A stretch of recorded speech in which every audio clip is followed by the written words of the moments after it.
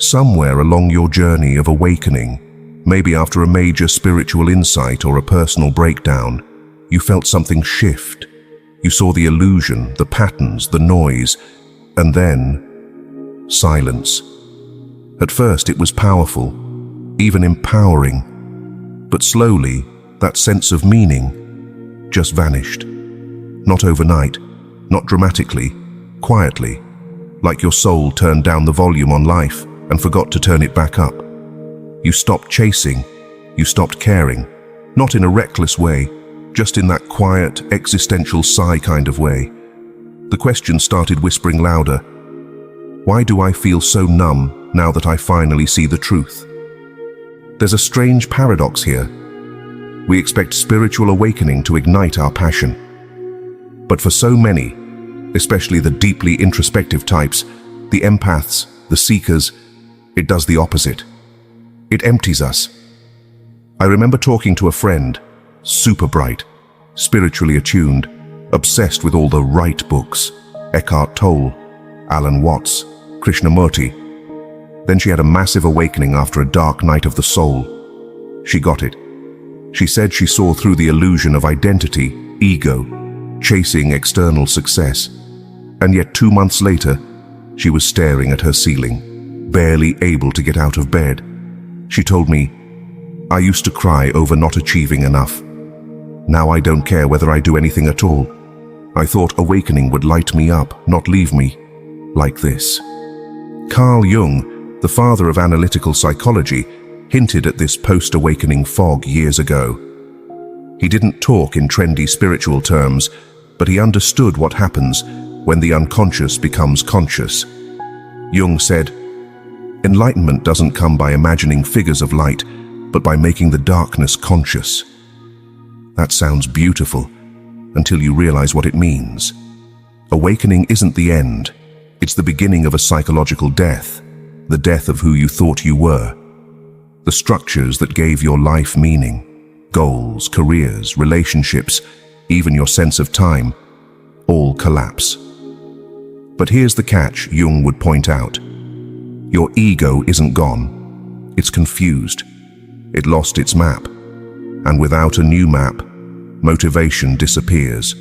So it's not that you're depressed or lost motivation. You're just in limbo. You've woken up from something, but you haven't woken up into something else yet. But here's where it gets fascinating and deeply misunderstood. What you're feeling right now isn't failure. It's not depression or anxiety in the clinical sense. It's something ancient and sacred.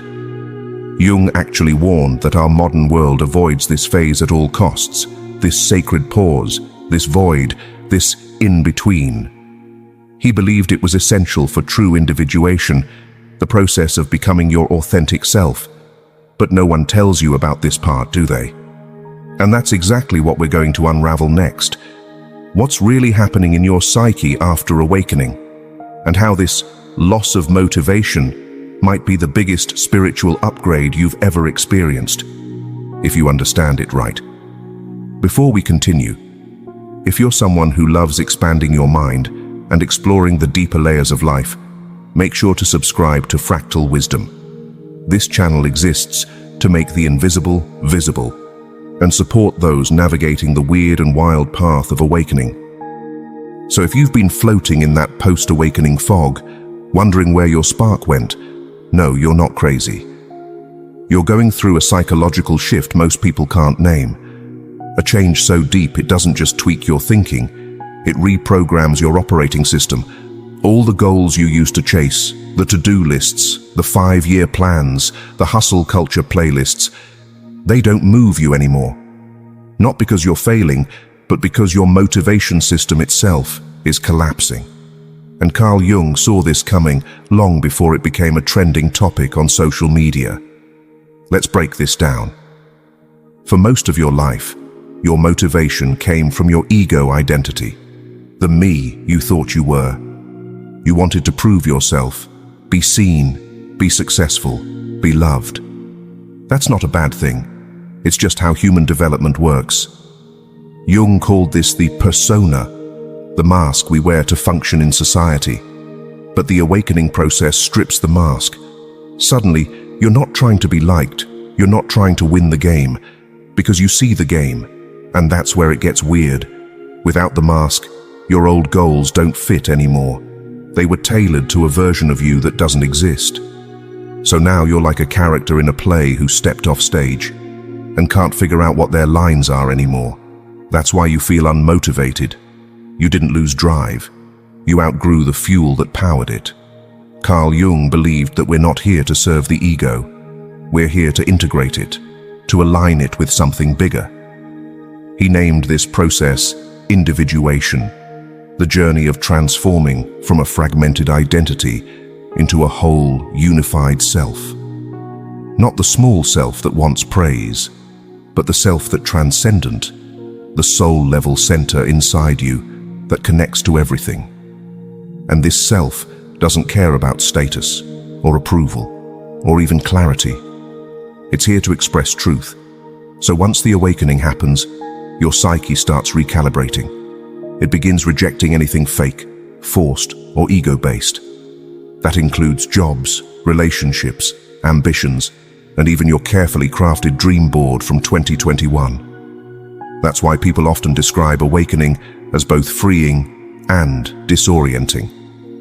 But Jung warned, if we stop here, we get stuck. Some people awaken and fall into the trap of spiritual bypassing, convincing themselves that nothing matters, that it's all just illusion. So they disconnect, float and numb out. They confuse detachment with disengagement. But the self wants something different. It wants to live through you. It wants to bring heaven into this human body. It doesn't reject the world. It redefines your role in it. In order to step into that, you've got to go through a weird middle phase Jung described perfectly, and few people recognize while they're in it. There's a phase after awakening that almost no one talks about. It's not glamorous, and it doesn't get thousands of likes. It doesn't look like meditating in Bali or writing profound Instagram quotes. It looks like this: sitting in silence, unable to explain yourself, while the world keeps rushing by. Carl Jung would say you're not lost, you're in between.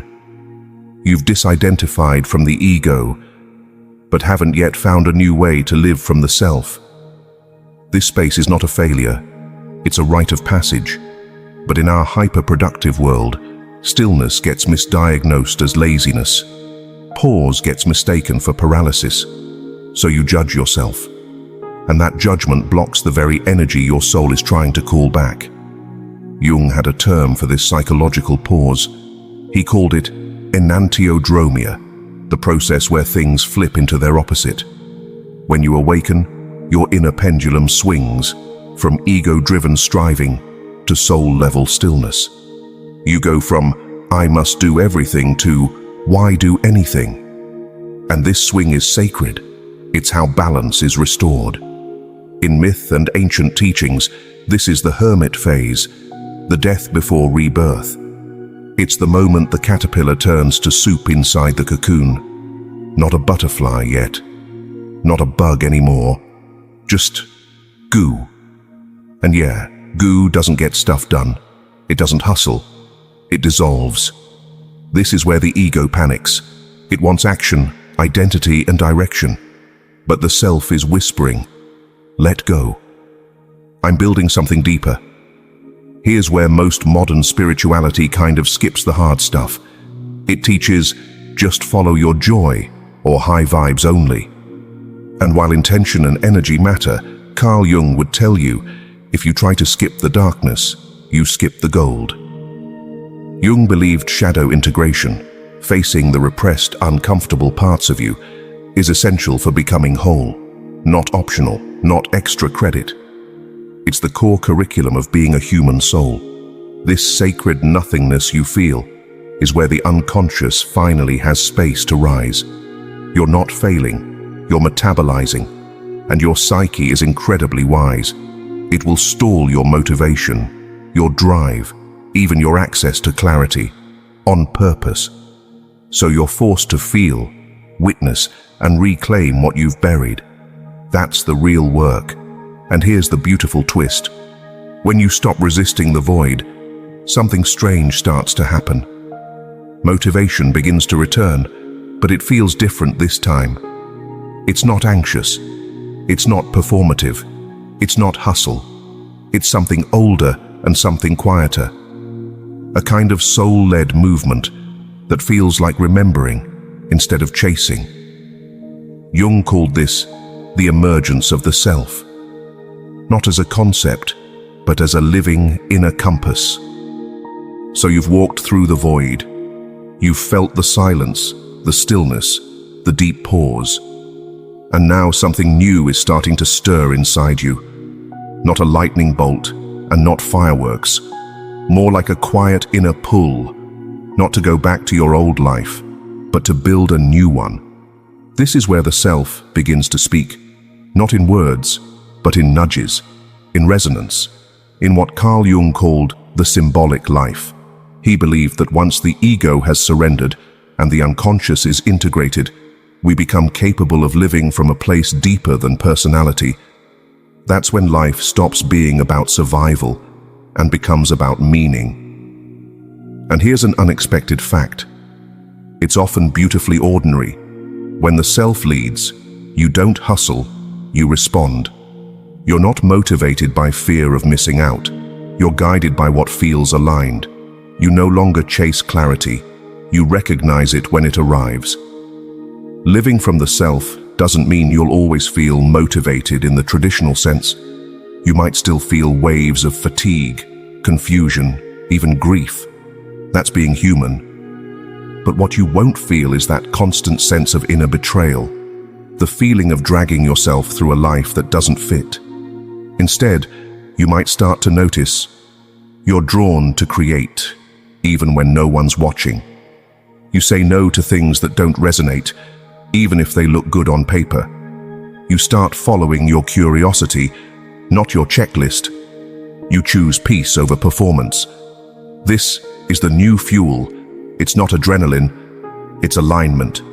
Jung called this living symbolically, not in fantasy, but with soul, where you begin to trust your inner imagery, dreams, synchronicities, gut feelings, as guidance. So what does this look like in real life? Sometimes it's as simple as asking different questions. Instead of, what should I do? Ask, what's quietly calling me? Instead of, what's the plan? Ask, where is life nudging me? Instead of, how can I prove myself? Ask, what feels honest? You begin to participate with life instead of trying to dominate it. And this doesn't mean giving up ambition, it means transforming it. Ambition becomes devotion to truth, to presence and growth. And the irony is, that kind of energy gets things done way more effectively than ego ever could. But now it's sustainable. Now it's soul-powered. This is the self's motivation, not to impress, but to express. And it often leads you to create, serve, heal, teach, and build. Not because you should, but because your whole being says, yes. So if you've been feeling like your spark is gone after awakening, it's the old fire that burned down so that you could find a deeper flame, one that doesn't flicker when external winds blow. Carl Jung didn't promise an easy path. And if you're here, listening to this, you're already walking that path. It's not about getting back your old motivation. It's about discovering a new one, rooted in wholeness, not performance. This isn't the end of your awakening. It's the beginning of your becoming. If this spoke to you, if it helped you name something you've been silently navigating, drop a comment below. I'd love to hear what this journey has felt like for you. And if you want more content like this, where we explore psychology, soul, and self-awareness in ways that actually make sense for real life, make sure to subscribe to Fractal Wisdom. Because awakening isn't the end of the story. It's where the real story begins.